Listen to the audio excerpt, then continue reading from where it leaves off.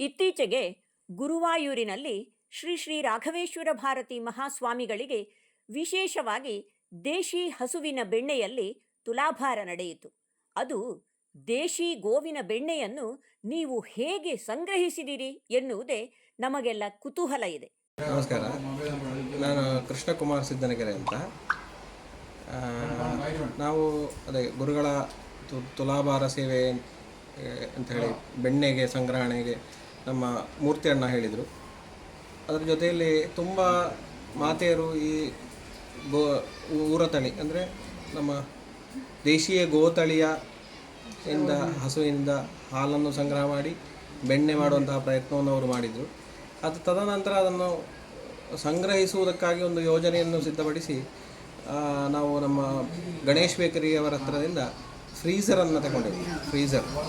ಅದನ್ನು ಮತ್ತು ನಮ್ಮ ಕಾರ್ತಿಕ್ ಪತ್ತಡ್ಕ ಮತ್ತು ನನ್ನ ಮಗ ಆಯುಷ್ ಕೃಷ್ಣ ಮತ್ತು KP ಎಡಕಾನ 4 ಜನ ಒಂದು ತಂಡ ಮಾಡಿ ನಾವು ಕಾರ್ತಿಕ್ ಪತ್ತಡ್ಕ ಅವರ ಕ್ಸೆನಾನ್ ಯುಟಿಲಿಟಿ ಕಾರಿನಲ್ಲಿ ಈ ಫ್ರೀಝರನ್ನು ಇಟ್ಟುಕೊಂಡು ಮತ್ತು 3 ಕಿಲೋದ ಐಸ್ ಕ್ರೀಮಿನ ಫ್ಯಾಮಿಲಿ ಪ್ಯಾಕಿನ ರಟ್ಟಿನ ಬಾಕ್ಸ್ಗಳನ್ನು ಸಂಗ್ರಹ ಮಾಡಿ ಅದರಲ್ಲಿ ಇದನ್ನು ಸಂಗ್ರಹಿಸಿ ಸೀಲ್ ಪ್ಯಾಕ್ ಮಾಡಿ ಫ್ರೀಜ್ನಲ್ಲಿ ಇಟ್ಟುಕೊಂಡು ಬರುವ ಅಂತ ಯೋಚನೆ ಮಾಡಿಕೊಂಡು ಹಾಗೆ ಅದನ್ನು ಇಟ್ಟುಕೊಂಡು ನಾವು ಇಲ್ಲಿ ಪ್ರಾರಂಭದಿಂದ 4 ಗಂಟೆಗೆ ಬದಡಿಕೆಯಿಂದ ಶುರು ಮಾಡಿ 9 ಗಂಟೆಗೆ ಗೋಕರ್ಣದ ಆನ್ ದ ವೇ.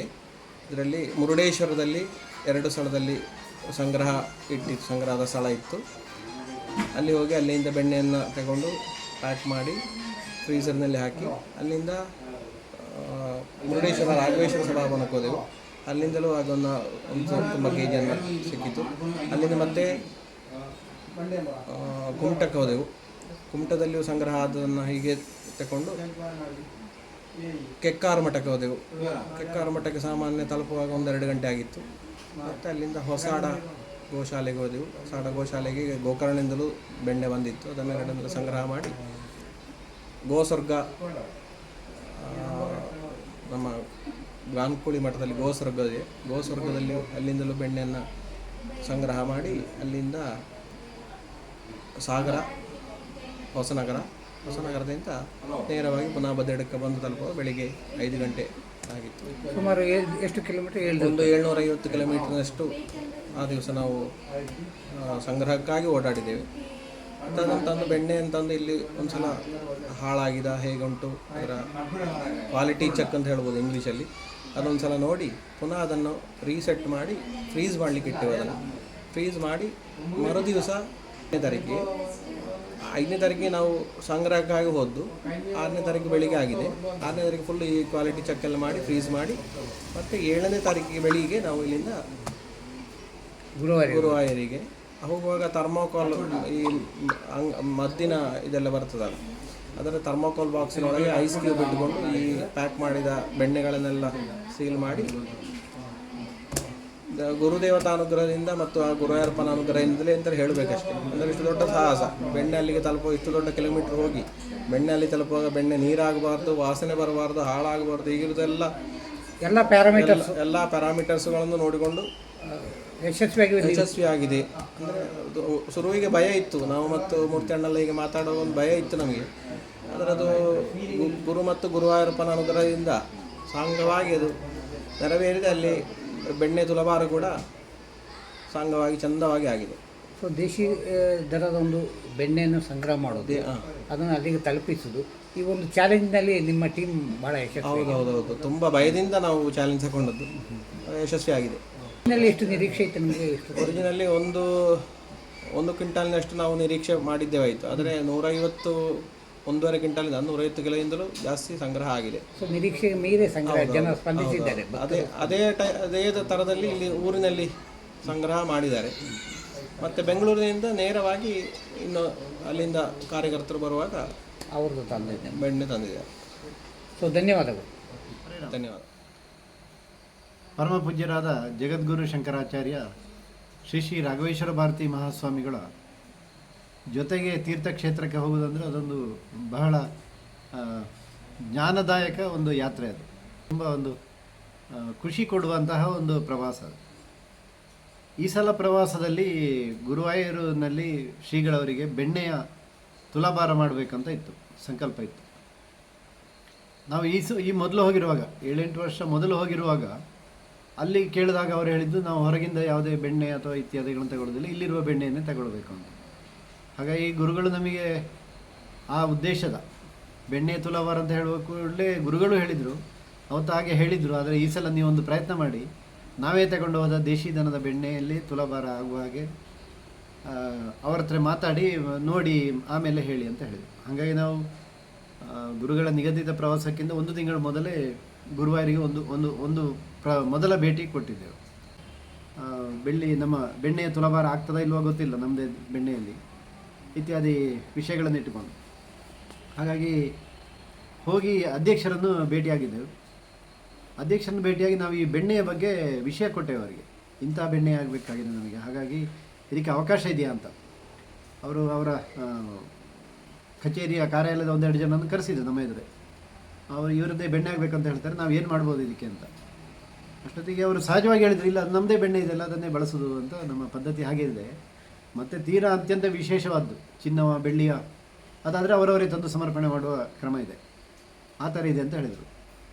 ಅಧ್ಯಕ್ಷರು ಬಹಳ ಖುಷಿಪಟ್ಟು ಹೇಳಿದರು, ಇದು ಕೂಡ ಚಿನ್ನ ಅಂತಲೇ ತಿಳ್ಕೊಳ್ಳುವ, ದೇಶಿ ದನದ ಅಂದರೆ ಇವರು ಇಷ್ಟು ದೊಡ್ಡ ಅಭಿಯಾನ ಮಾಡ್ತಾ ಇದ್ದಾರೆ, ಆ ಅಭಿಯಾನದಲ್ಲಿ ಬರುವಂತಹ ಬೆಣ್ಣೆ ಅತ್ಯಂತ ವಿಶೇಷವಾದ್ದು, ಹಾಗಾಗಿ ಚಿನ್ನ ಅಂತ ತಿಳ್ಕೊಂಡೇ ನಾವು ಅದನ್ನು ಪರಿಗಣಿಸುವ ಅಂತ ಹೇಳಿದರು. ಅದಕ್ಕೆ ಅಧ್ಯಕ್ಷರು ಹೇಳಿದ ಮೇಲೆ ಮತ್ತೆ ಉಳಿದವರಿಗೆ ಸಮಸ್ಯೆ ಇಲ್ಲ.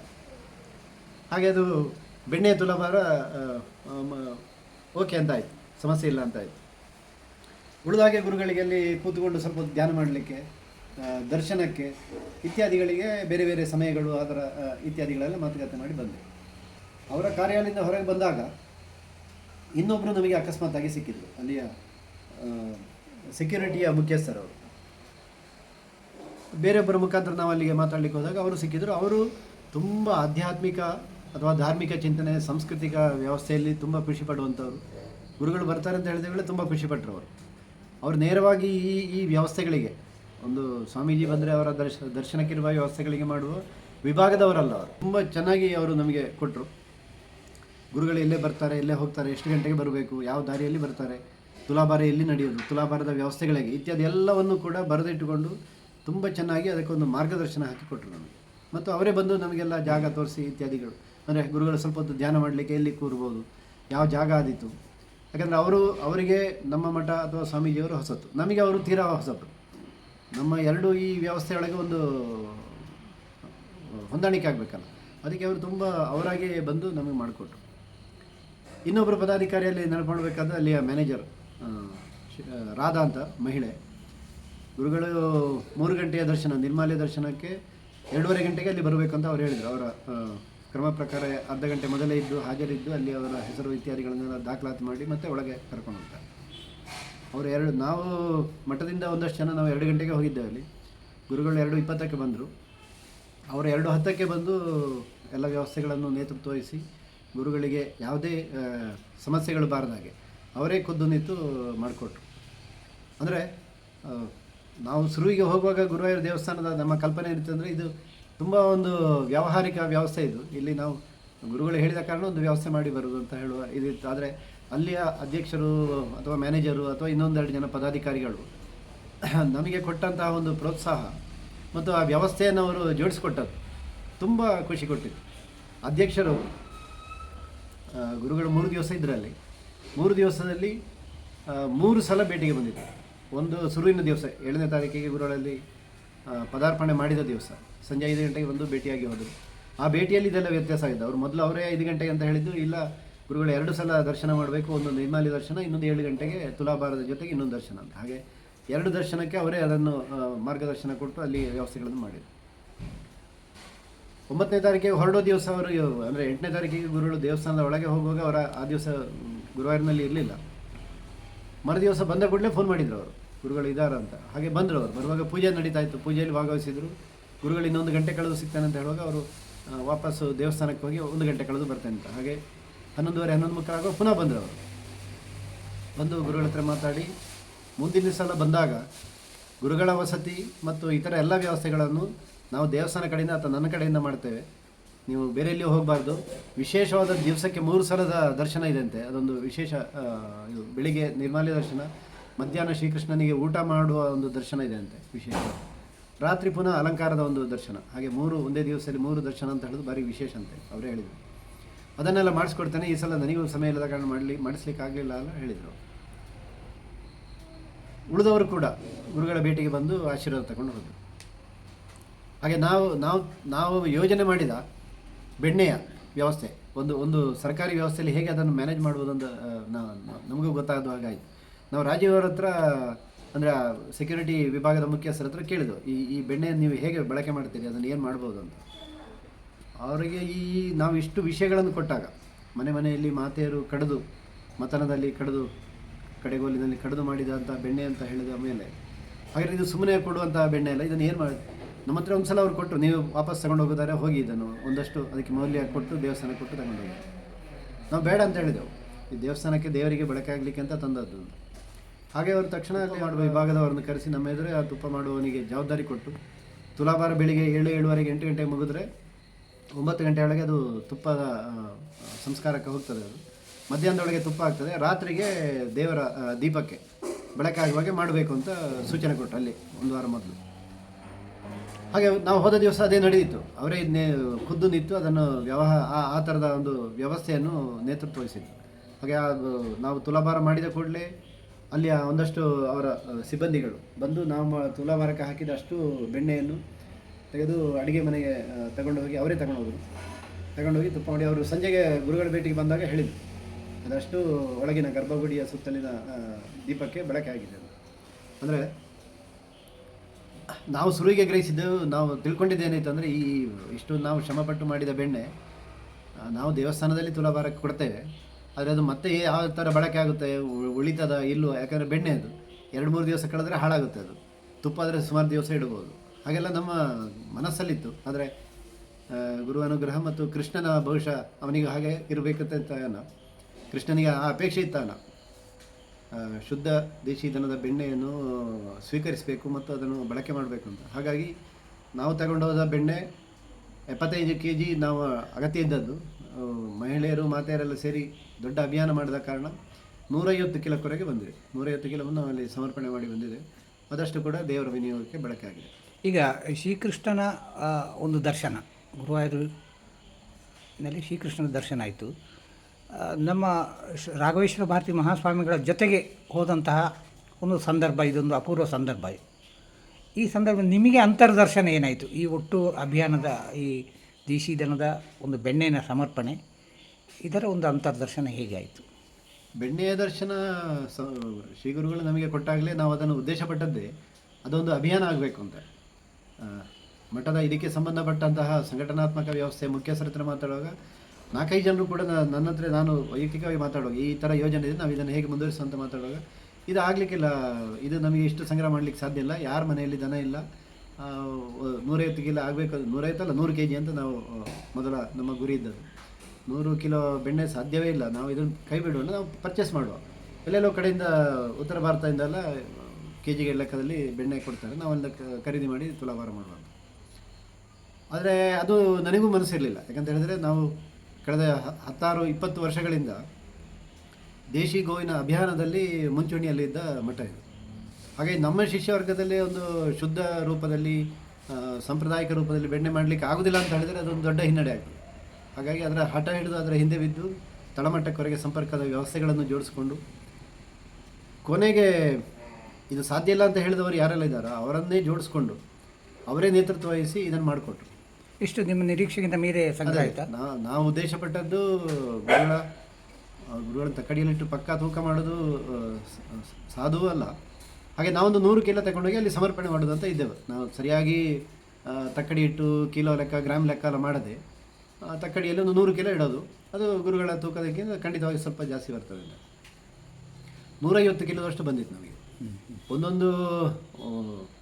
ಒಂದೊಂದು ಮನೆಯಿಂದ ವಲಯದ ಮುಖ್ಯಸ್ಥರದನ್ನು ಜೋಡಿಸ್ಕೊಂಡು ನಮ್ಮ ಒಂದು ವಾಹನ, ಅದಕ್ಕಾಗಿ ಶೀತಲೀಕರಣ ವ್ಯವಸ್ಥೆಗಳನ್ನು ಇಟ್ಟುಕೊಂಡ ಒಂದು ವಾಹನ ಎಲ್ಲೆಲ್ಲ ಹೋಯ್ತು? 2 ದಿವಸ ಮೊದಲು ಎಲ್ಲಿಂದೆಲ್ಲ ಸಂಗ್ರಹ ಮಾಡಿತ್ತು? ಬದಿಯರ್ಕದಿಂದ ಹೊರಟ ವಾಹನ ಹೊನ್ನಾವರ ಮಂಡಲ, ಕುಮಟಾ ಮಂಡಲ, ಸಿದ್ದಾಪುರ ಮಂಡಲ, ಸಾಗರ, ರಾಮಚಂದ್ರಾಪುರ ಮಂಡಲ ಆಗಿ ವಾಪಸ್ ಬದಿಯರ್ಕ ಬಂತು.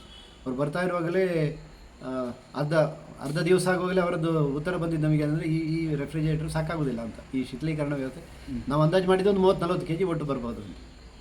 ಆದರೆ ಅವರು ಮಧ್ಯಾಹ್ನ ಹೊತ್ತಿಗೆ ಆಗಲೇ ಅವರ ಶೀತಲೀಕರಣ ವ್ಯವಸ್ಥೆಯ ಯಂತ್ರ ಫುಲ್ ಆಗಿತ್ತು. ಮತ್ತು ಯಾವುದೊಂದು ರೀತಿಯಲ್ಲಿ ತಗೊಂಡು ಬಂದರು ಅವರು, ಪಾತ್ರೆಗಳಲ್ಲೆಲ್ಲ ಇಟ್ಕೊಂಡು.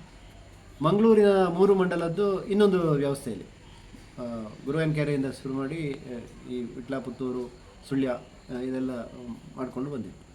ಅವರು ಕೂಡ ಮಧ್ಯಾಹ್ನ 3 ಗಂಟೆಗೆ ಹೇಳಿದೆ, ನಾನು ಒಟ್ಟೊಂದು 30 kg ಅಷ್ಟು ವ್ಯವಸ್ಥೆಗಳು ನಿಮ್ಮ ಹತ್ರ ಇಟ್ಕೊಳ್ಳಿ ಅಂತ ಹೇಳಿದೆ. ಅವರು ಪುತ್ತೂರಿಗೆ ಬರುವಾಗ ಕೇಳಿದರು, 30 kg ಆಯ್ತು, ನಾವು ಸೀದಾ ಬರಲ್ಲ, ಅಲ್ಲ ಉಳಿದದನ್ನೇ ಏನು ಮಾಡೋದು ಅಂತ. ನಾಡಿದ ನೀವು ಹೇಗಾರು ಮಾಡಿ ಉಳಿದದನ್ನು ತಗೊಂಡು ಬರಬೇಕಾದ್ರೆ 30 kg ಗುರಿ ಇದ್ದದವರು.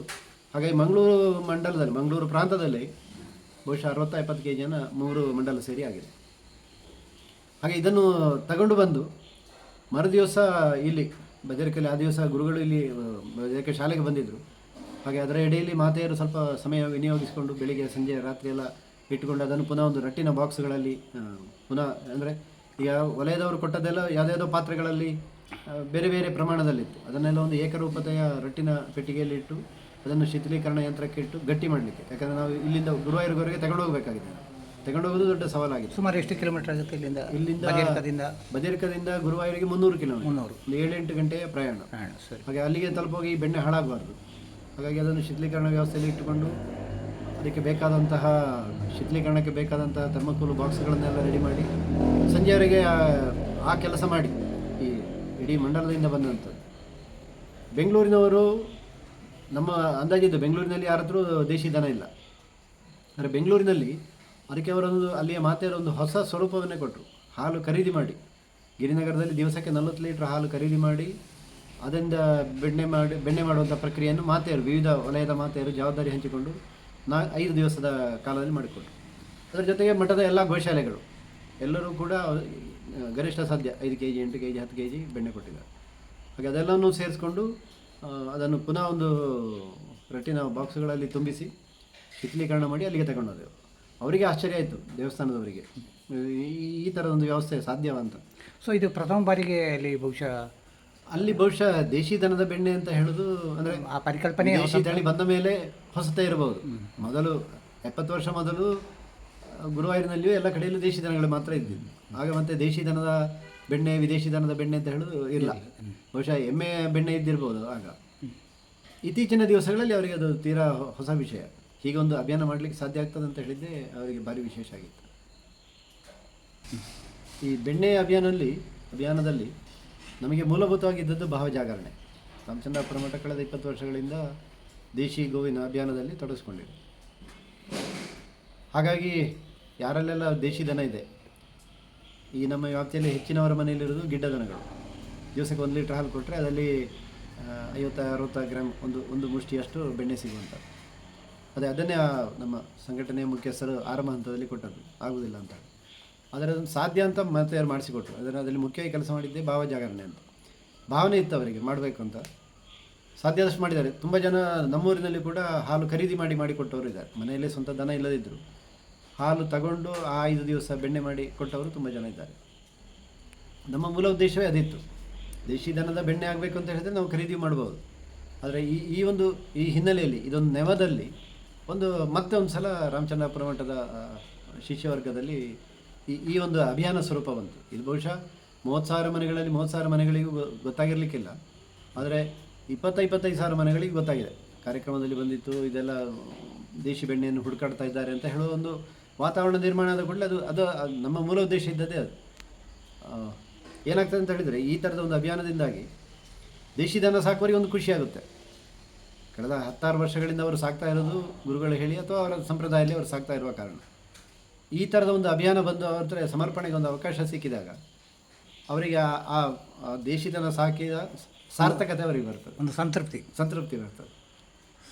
ನನ್ನ ಮನೆಯಲ್ಲಿದ್ದ ಮಲ್ನಾಡು ಗಿಡ್ಡವ ಅಥವಾ ಇನ್ನೊಂದು ದನದ ಹಾಲನ್ನು ಬೆಣ್ಣೆ ಮಾಡಿ ನಾನು ಗುರುಗಳ ಮುಖೇನ ಗುರುವಾಯೂರಪ್ಪನಿಗೆ ಸಮರ್ಪಣೆ ಮಾಡಿದ್ದೆ ಅಂತ ಹೇಳುವ ಒಂದು ಖುಷಿ ಬರುತ್ತೆ. ಬಹುಶಃ ಗುರುವಾಯೂರು ಶ್ರೀಕೃಷ್ಣನ ಸಂಕಲ್ಪವೇ ಅವನ ಒಂದು ಹಾಗೆ ಇದ್ದಿರ್ಬೋದು ಅಂತ ನಾವು ಭಾವಿಸೋಣ. ಅದು ಶ್ರೀ ಗುರುಗಳ ಒಂದು ತುಲಾಭಾರದ ಒಂದು ನೆವನದಲ್ಲಿ ಒಂದು ಜಾಗರಣೆಯು ಪರೋಕ್ಷವಾಗಿ ಆಯಿತು, ತುಂಬ ಯಶಸ್ವಿಯಾಗಿ ಆಗಿದೆ. ಒಂದು ಅಭೂತಪೂರ್ವವಾಗಿ ಒಂದು ಐತಿಹಾಸಿಕವಾಗಿ ನಾವು ಆರಂಭ ನಡೆಯುತ್ತೆ ಅಂತ ಹಂತದಲ್ಲಿ ಹೇಳ್ಬೋದು. 70 kg ಆಗದಿದ್ದರೆ 100 kg ಆಗದಿದ್ದರೆ ಎಲ್ಲ ಒಂದು ಖಾಸಗಿ ದೇಶಿ ದನ ಸಾಕುವರ ಅಂದರೆ ಡೈರಿ ಥರ ಸಾಕುವರ ಕೈಯಿಂದ ತಗೊಳ್ಬೇಕಾಗಿ ಬಂದಿತ್ತು. ಅದಕ್ಕಾಗಿ ಏನು ಮಾಡೋದು ಅಂತ ಹೇಳಿ ಸಂಪರ್ಕ ಎಲ್ಲ ಇಟ್ಕೊಂಡಿದ್ದೆವು. ಆದರೆ 4-6 ದಿವಸದ ಹಿಂದಿನ ಮಾಹಿತಿ ತಗೊಂಡಾಗ ನಮಗೆ 100ಕ್ಕಿಂತ ಹೆಚ್ಚು ಬೆಣ್ಣೆ ಬರ್ತದೆ ಅಂತ ಹೇಳೋದು ಮನಸ್ಸಿಗೆ ಬಂತು. ಹಾಗೆ ಮತ್ತು ಅದನ್ನು ಖರೀದಿಯ ವಿಷಯವನ್ನು ಬಿಟ್ಟುಬಿಟ್ಟೆವು. ಧನ್ಯವಾದಗಳು. ಹರಿರಾಮ್. ನಮಸ್ಕಾರ. ನಾವಿಬ್ಬರೂ ಕೂಡ ಮೊನ್ನೆ ಗುರುಗಳು ಬಂದಾಗ ಗುರುವಾಯೂರಿಗೆ ಹೋಗಿತ್ತು. ಅಲ್ಲಿ ವಿಶೇಷವಾದ ಅನುಭವ ಏನೆಂದರೆ, ಒಂದನೇದಾಗಿ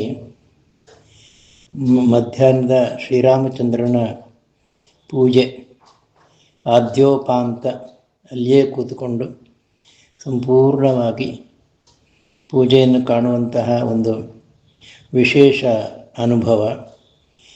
ಎರಡನೇದ್ದು ಏನೆಂದರೆ, ನಾನು ಬರೆದಿರುವ ಶ್ರೀಮನ್ನಾರಾಯಣೀಯ ರಾಧಿಕಾ ವ್ಯಾಖ್ಯಾನವನ್ನು ನೋಡಿ ಗುರುಗಳಿಗೆ ಬಹಳ ಸಂತೋಷವಾಯಿತು. ಪಟ್ಟಂತ ನೋಡಿದ ಕ್ಷಣ ಹೇಳಿದರು, ಇದು ಶಾಶ್ವತ, ಇದು ಅವಶ್ಯಕವಾದ ಒಂದು ಪುಸ್ತಕ, ಉತ್ತಮಕಾರಿಯಾಗಿತ್ತು. ಅವರ ಆ ರೀತಿಯಾದ ಆಶೀರ್ವಾದ ವಚನವನ್ನು ಕೇಳಿ ಇನ್ನೂ ತುಂಬ ಮನಸ್ಸಿಗೆ ಸಂತೋಷ ಉಂಟು ಮಾಡಿತು.